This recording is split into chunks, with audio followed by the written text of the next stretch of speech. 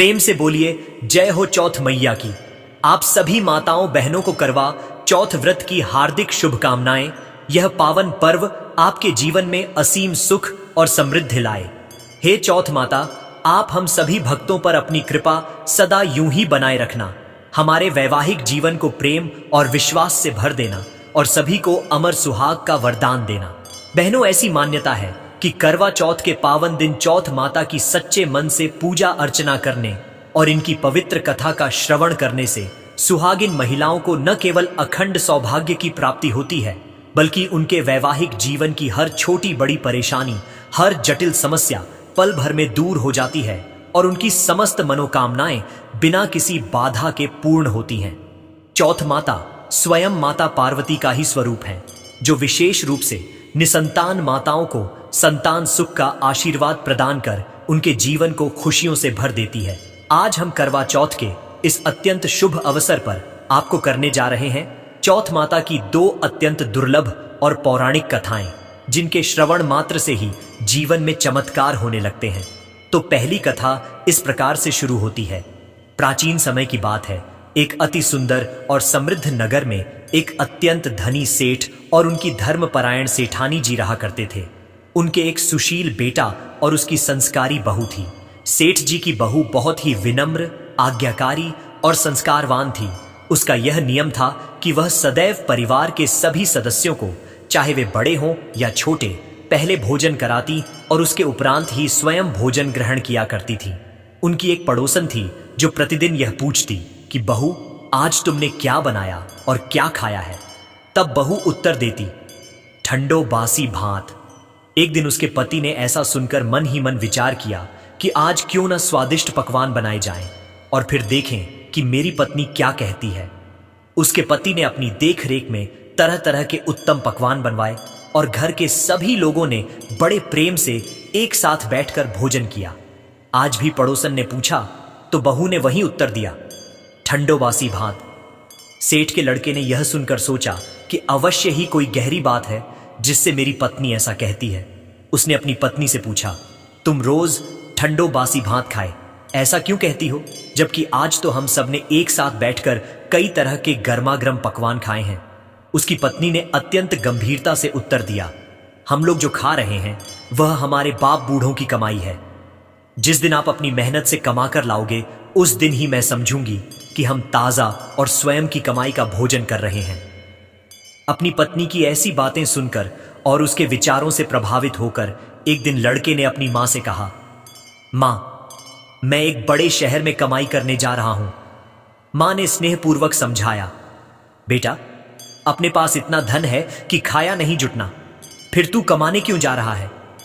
मां के लाख मना करने पर भी बेटे ने स्वयं अपनी मेहनत से कमाने का दृढ़ निश्चय कर लिया।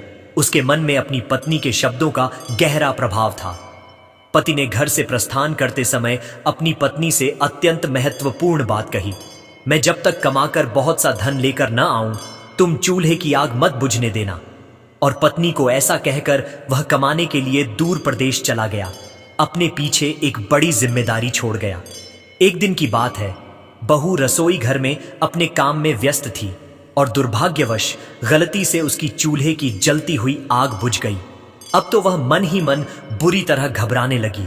उसके हृदय में आशंका ने जन्म लिया कि कहीं मेरे पति पर कोई संकट तो नहीं आन पड़ा है। तभी उसने सोचा कि क्यों न जल्दी से पड़ोस में से आग लाकर चूल्हे में रख दूं ताकि कोई अमंगल न हो। बहू ऐसा विचार करके तुरंत पड़ोस में आग मांगने के लिए जाती है। वहां पर वह देखती है कि पड़ोसन अत्यंत श्रद्धा भाव से चौथ माता का व्रत पूजन कर रही थी। बहू ने पड़ोसन से कहा, थोड़ी चूल्हे की आग दे दो। पड़ोसन ने बहू से कहा, थोड़ी देर में आकर ले जाना, मैं अभी पूजा कर रही हूं। बहू ने पड़ोसन को इतने ध्यान से पूजा करते हुए देखकर उससे उत्सुकता से पूछा, आप यह व्रत क्यों करती हैं? इससे क्या फल मिलता है? पड़ोसन ने अत्यंत प्रसन्नता से बताया कि चौथ माता के इस व्रत को करने से अन्न, धन और लक्ष्मी की प्राप्ति होती है और हर मनोकामना अवश्य पूरी होती है। जीवन में सुख समृद्धि आती है। पड़ोसन की बातें सुनकर और व्रत की महिमा जानकर अब बहू भी चौथ माता का व्रत पूरे विधि विधान से करने लगी। व्रत के दिन वह अपनी दीवार पर चौथ माता का चित्र बनाती। उस दिन गुड़ का चूरमा बनाकर रात्रि को चंद्रमा को विधिवत अर्घ्य देकर ही भोजन करती। ऐसा ही करते करते बहू को बहुत दिन हो गए। उसकी श्रद्धा और भक्ति दिन प्रतिदिन बढ़ती जा रही थी। चौथ माता ने उस परम भक्त बहू के पति को स्वप्न में दर्शन दिए और कहा, साहूकार का बेटा, तू जाग रहा है या सोया है? तेरी पत्नी तुझे बहुत याद कर रही है, घर जाकर उसकी चिंता मिटा। चौथ माता ने उससे यह भी कहा कि तू अपनी दुकान खोलकर कंकु केशर का पगलिया बनाकर बैठ जाना, आज तेरा सारा हिसाब किताब चुकता हो जाएगा। अब तो चौथ माता ने जैसा कहा था वैसा ही हुआ। उसका सारा हिसाब किताब तुरंत चुकता हो गया और उसने अथाह धन कमा लिया। उसने तुरंत घर जाने की तैयारी कर ली। सेठ जी का बेटा गाड़ी भरकर धन दौलत लेकर अपने घर को प्रस्थान कर दिया। उसके मन में पत्नी से मिलने की तीव्र इच्छा थी। चलते चलते रास्ते में अचानक एक बड़ा सा काला नाग अपना फन फैलाए बैठ गया और कहने लगा, आज तो मैं तुझे 10 छोड़ूंगा नहीं। आज तेरी आयु पूरी हो गई है, अब तुझे मरना होगा। सेठ के लड़के ने हाथ जोड़कर कहा, आज चौथ माता ने मुझे स्वप्न में दर्शन दिए हैं कि मैं अपनी पत्नी से मिलने घर जा रहा हूं। वहां मेरी पत्नी बहुत चिंता कर रही है। मैं उससे मिलकर जरूर आऊंगा, तब तुम मुझे 10 लेना। नाग ने उसकी बात सुनकर कहा, तुम वचन पूर्वक कहकर जाओ तो मैं तुम्हें जाने दूंगा, परंतु यदि तुम लौट कर नहीं आए तो मैं तुम्हारे घर आकर तुम्हें 10 लूंगा। इस प्रकार सर्प को अपने जीवन का वचन देकर वह अपने घर पहुंचा। उसके मन में एक अजीब सी खुशी और उदासी थी। वहां सभी से हंसी खुशी से मिला और भोजन करने बैठा, परंतु उसका मन बहुत उदास था। वह गुमसुम बैठा रहा। उसकी पत्नी ने उसके उदास होने का कारण पूछा तो पति ने काले नाक वाली पूरी बात विस्तार से बताते हुए कहा, यदि मैं उसके पास नहीं जाऊंगा तो वह घर आकर ही मुझे 10 लेगा। पत्नी बहुत चतुर और बुद्धिमान थी। उसने अपने पति को ढाढ़स बंधाते हुए कहा, आप घबराओ नहीं, निश्चिंत होकर लेट जाओ, मैं एक उपाय करती हूं। पत्नी ने कमरे की 7 सीढ़ियों को अत्यंत पवित्रता से धोया और उन पर विशेष वस्तुएं सजाईं। पहली सीढ़ी पर रेत, दूसरी पर सुगंधित इत्र, तीसरी पर गुलाल और ताजे फूल, चौथी पर पवित्र कंकु और केशर, 5वीं पर स्वादिष्ट लड्डू और पेड़ा, 6ठी पर कोमल गादी और गलीचा और 7वीं सीढ़ी पर दूध का कटोरा भरकर रख दिए। इस प्रकार वह 7 सीढ़ियां सजाकर रात भर जाग कर बैठ गई। आधी रात होते ही नाग आकर पहली सीढ़ी चढ़ने लगा। पहली पीढ़ी पर रेत में लौट गया और आनंदित होकर कहने लगा कि सेठ की बहू ने आराम तो बहुत दिया, पर मैं वचनों से बंध कर आया हूं, सो 10 अवश्य ही। इसी प्रकार 7 पीढ़ियों पर नाग आराम करता हुआ और अपनी बात दोहराता हुआ कि डसूंगा तो अवश्य, ऊपर चढ़ने लगा। तब गणेश जी, चंद्रमा जी और स्वयं चौथ माता ने मिलकर उस भक्त बहू के पति को बचाने का विचार किया। चंद्रमा जी ने अपने प्रकाश से उजाला किया, चौथ माता स्वयं ढाल बनी और भगवान गणेश जी ने अपनी तलवार लेकर नाग को एक ही वार में मार दिया और ढाल से ढक दिया। अब रात में बहू भी थकी हारी सो गई। उसे अपने किए गए पुण्य कर्मों का फल मिलना था। अगले दिन जब सुबह हुई तो लोग बेटे से मिलने आए, परंतु बेटा बहू तो अभी तक उठे ही नहीं थे। बहुत देर हो गई तो मां उन्हें उठाने गई। मां ने 7 पीढ़ियों पर जो कुछ अद्भुत दृश्य देखा तो बहुत घबराई और बेटा बहू को आवाज लगाई। बेटा बहू उठे तो उन्होंने देखा कि एक ढाल और तलवार वहां पड़ी है। जब ढाल उठाई तो देखा कि वही काला नाग मरा हुआ पड़ा है। यह देखकर वे आश्चर्यचकित रह गए। बेटा बहू ने सोचा कि आज तो धर्म कर्म ही आड़े आया है और स्वयं भगवान गणेश जी तथा चौथ माता ने अपनी रक्षा की है। ऐसा कहते हुए दोनों ने अत्यंत श्रद्धा और कृतज्ञता के साथ चौथ माता और भगवान गणेश जी को प्रणाम किया। उन्होंने प्रार्थना की, हे चौथ माता, आपने जैसी सेठ के बेटे बहू की रक्षा की वैसी ही सबकी रक्षा करना। बोलो मित्रों, चौथ माता की जय। अब चलिए सुनते हैं चौथ माता की दूसरी कथा। एक नगर में एक बूढ़ी मां रहा करती थी।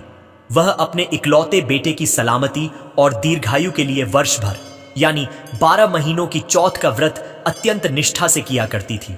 हर चौथ को वह पंसारी की दुकान से थोड़ा सा गुड़ और घी लाकर बड़े प्रेम से 4 लड्डू बनाती।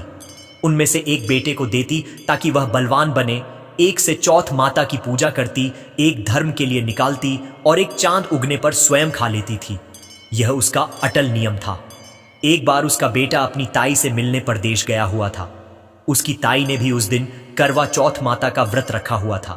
बेटे ने ताई से पूछा, तुम तो एक ही चौथ का व्रत करती हो, पर मेरी माँ तो 12 महीने चौथ व्रत करती है। ऐसा क्यों? उसकी ताई ने कुटिलता से कहा। तेरी माँ तेरी कमाई से तरह तरह के पकवान खाने और मौज करने के लिए 12 चौथ करती है। वह लालची है, और मैं तो अपने पति के पैसे बचाने के लिए और उनकी लंबी उम्र के लिए बस एक करवा चौथ का व्रत रखती हूं। ताई ने उसे बहकाते हुए आगे कहा, तू परदेश जाकर रहेगा तो तेरी मां को खाने पीने के लिए इतना कुछ नहीं मिलेगा, और तेरे तो पिता भी नहीं है कि वह उनकी लंबी आयु के लिए करवा चौथ का व्रत रखे। इसलिए देख लेना, वह 12 चौथ तो दूर, एक भी चौथ का व्रत नहीं करेगी। तेरी मां का स्वार्थ निकल जाएगा। लड़के को लगा कि ताई सच कह रही है। उसकी बुद्धि पर पर्दा पड़ गया था। घर आकर लड़के ने तुरंत अपनी मां से कहा, मैं परदेश जा रहा हूं, यहां तू मेरी कमाई खाने पीने में ही उड़ा देती है। मैं परदेश जाकर कमाऊंगा तो अच्छी कमाई भी होगी और पैसे भी बचेंगे। मां ने उसे बहुत समझाकर रोकना चाहा। उसके मन में बेटे के प्रति प्रेम और चिंता थी, पर बेटा अपनी ताई की बातों से इतना प्रभावित था कि वह नहीं माना। मां ने उसे अपने साथ ले जाने के लिए चौथ माता की 2 पवित्र आंखें दी और अत्यंत भावुक होकर कहा, बेटा, परदेश में तेरे साथ मैं तो नहीं रहूंगी, पर मुसीबत के समय में यह चौथ माता की आंखें तेरी सहायक करेंगी, वे तेरी रक्षा करेंगी। मां से विदा लेकर लड़का भारी मन से परदेश को निकल गया। उसकी यात्रा लंबी और कठिन थी। चलते चलते काफी समय हो गया था। उसे तीव्र भूख और प्यास लगी थी, जिस कारण वह और आगे नहीं चल सकता था। उसके कदम लड़खड़ा रहे थे। तभी लड़के को माता की आंखों से एक दिव्य आवाज आई कि थोड़ी दूर और चल, फिर एक नगर मिलेगा। लड़का माता की आंखें अपने साथ लेकर घूमते घूमते उस नगर में जा पहुंचा। वहां पर उस लड़के ने देखा कि एक बूढ़ी मां बहुत रोती जा रही थी और साथ ही पुएं बनाती जा रही थी। उस लड़के ने बूढ़ी मां से उसके रोने का कारण पूछा तो बूढ़ी मां ने अत्यंत व्यथित होकर कहा, बेटा, इस नगर की पहाड़ी पर एक भयंकर दैत्य रहता है। पहले वह नगर में आकर कई लोगों को खाने के लिए मार देता था, पर अब राजा ने आदेश दिया है कि हर घर से एक आदमी रोज दैत्य के पास भेजा जाएगा बलि के लिए। और दुर्भाग्य से आज मेरे इकलौते बेटे की बारी है, इसलिए मैं रो रही हूं, क्योंकि आज मेरा बेटा आखिरी बार खाना खाएगा तो उसके लिए उसके मनपसंद खीर पुए बना रही हूं। लड़का उस बूढ़ी मां का दुख देखकर द्रवित हो गया। वह बोला, मां, तू यह पुए मुझे खिला दे। मैं तेरे बेटे की जगह उस दैत्य के पास चला जाता हूं, चिंता मत कर। बूढ़ी मां ने खीर पुए उस लड़के को खिला दिए और वह खा पीकर बुढ़िया के घर में निश्चिंत होकर सो गया। रात को जब राजा के सैनिक आए तो बूढ़ी मां ने अपने बेटे की जगह उस लड़के को दैत्य के पास भेज दिया। दैत्य के सामने पहुंचने पर उसने चौथ माता की आंखें दैत्य की तरफ फेंककर अत्यंत दृढ़ता से कहा, हे चौथ माता, यदि मेरी मां मेरी सलामती के लिए सच्चे मन से व्रत करती है तो इस दैत्य का सिर कटकर गिर जाए। उसी समय तुरंत उस भयंकर दैत्य का सिर कटकर धरती पर गिर गया और वह शांत हो गया। जब लड़का दैत्य के पास से सकुशल वापस आ गया तो राजा ने उसकी बहुत प्रशंसा की और उसे अनमोल उपहार देकर विदा किया। अब चलते हुए वह लड़का एक दूसरे राजा के नगर में जा पहुंचा। उसके भाग्य में और भी परीक्षाएं लिखी थीं। इस राज्य में एक अत्यंत क्रूर नियम था कि आवा तभी पकता था जब एक इंसान की बलि दी जाती थी। सिपाहियों ने जब उस लड़के को देखा तो उसे पकड़कर तुरंत आवे में चुन दिया। लड़के ने बिना किसी भय के चौथ माता की आंखें आवे में डाल दी और सच्चे मन से कहा, हे चौथ माता, यदि मेरी मां मेरे लिए सच्चे मन से व्रत करती है तो यह आवा मेरी बलि लिए बिना ही झट से पक जाए। लड़के की बात सुनते ही आवा तुरंत पक गया और एक अद्भुत चमत्कार हुआ। अब तो आवे में से मिट्टी के बर्तनों की जगह सोने चांदी के बहुमूल्य बर्तन निकलने लगे। अंदर से लड़का बोला, बर्तन धीरे धीरे निकालना, मुझे कहीं लग नहीं जाए। राजा ने उसे आश्चर्यचकित होकर आवे से निकलवाया और उससे पूछा, इस दहकते आवे से तुम बच कैसे गए? लड़के ने सारी बात बताई कि उसकी मां चौथ माता का व्रत करती है और उन्हीं के व्रत के कारण ही वह बच पाया है। ये सब उनकी ही कृपा है। राजा को लड़के की बात पर जरा भी विश्वास नहीं हुआ। उसे लगा यह कोई जादू टोना है।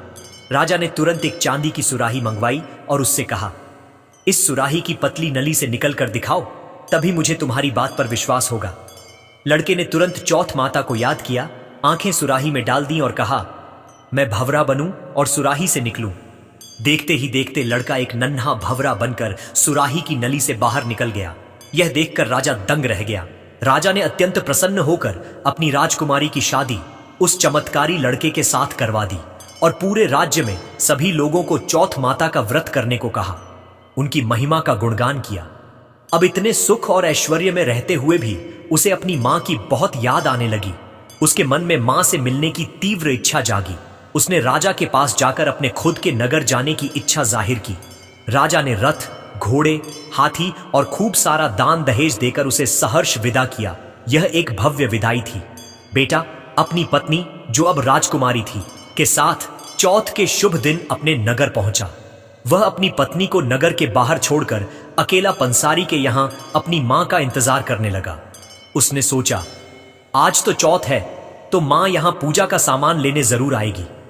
थोड़ी देर बाद लकड़ी टेकती हुई उसकी बूढ़ी मां वहां आती दिखी।